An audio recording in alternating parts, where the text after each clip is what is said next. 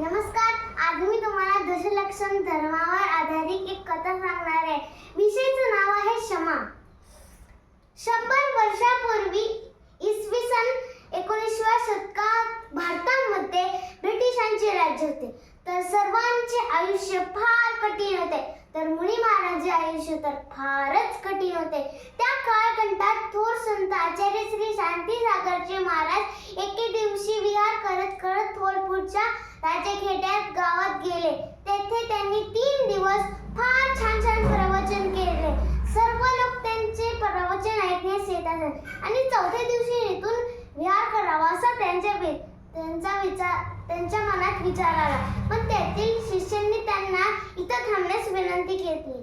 5व्या दिवशी त्यातील काही वाईट लोकांनी त्यांच्यावर हल्ला करायचा कट आखला. त्या दिवशी असे झाले होते की मुनी महाराज आहार करण्यासाठी आपण निघून गेले आणि आहार पण लवकर झाला. सर्व मुनी महाराज सामायिक करण्याचा विचार करत होते.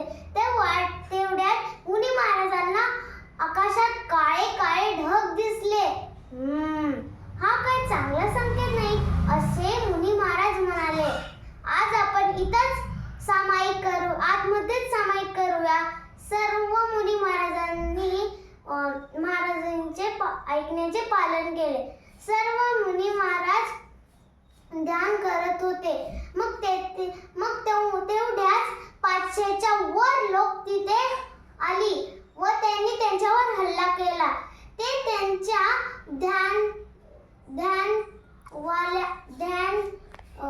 ध्यान खोलीपर्यंत आले होते. ते सेवकांवर हल्ला करू लागले. सेवकांनी त्यांना थांबवण्याचा प्रयत्न केला, पण ते 500 लोक ते सेवकांवर हल्ला करू लागले. एकाचा पाय तुटला, एकाचा हात तुटला. सर्व सेवकांवर खूप दुखापत झाली. मग तिथं पोलीस हजर झाले. पोलिसांनी त्यांना अडवले व त्यांच्या मुख्य सूत्राला पकडले.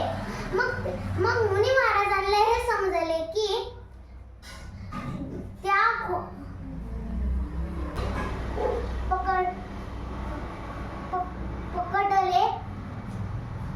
त्यांना अडवले व त्यांच्या मुख्य सूत्राला पकडले. मग ते मुनी महाराजांचे आशीर्वाद घेण्यासाठी गेले. बघितले तर मुनी महाराज श्री ध्यान करत होते. शांत मुद्रा, त्यांची शांत मुद्रा पाहून पोलीस ऑफिसरनी ठरवले की हे इतके वाईट लोक या मुनी महाराजांवर हल्ला करणार होते, यांना कठोर शिक्षा झालीच पाहिजे. तेव्हा महाराजांना समजले की हल्लेखोराला शिक्षा दिली जाणार आहे. तर त्यांनी काय ठरवले माहिती आहे तुम्हाला? त्यांनी हे ठरवले की जोपर्यंत त्या लोकांना पोलीस सोडणार नाही तोपर्यंत मी अन्न पाणी काहीही घेणार नाही. तेवढ्यात पोलिसांनी त्यांना विचारले की महाराज, आपण या लोकांबद्दल दया दाखवत आहात, आपण असे का करत आहात? तर महाराज जी म्हणाले, मला या लोकांबद्दल द्वेष नाही. तुम्ही या लोकांबद्दल आमच्यामुळे या लोकांना दंड करत आहात. आम्ही असे ऐकून आहार कसे ग्रहण करावे? मग पोलीस हे ऐकून हैराण झाले. त्यांनी त्या गुंडांना सोडून दिले. हा चमत्कार पाहून ते गुंड लोक आचार्यश्रींच्या क्षमा मागायला आले व आचार्यश्रींनी त्यांना क्षमा केले. जय जिनेंद्र.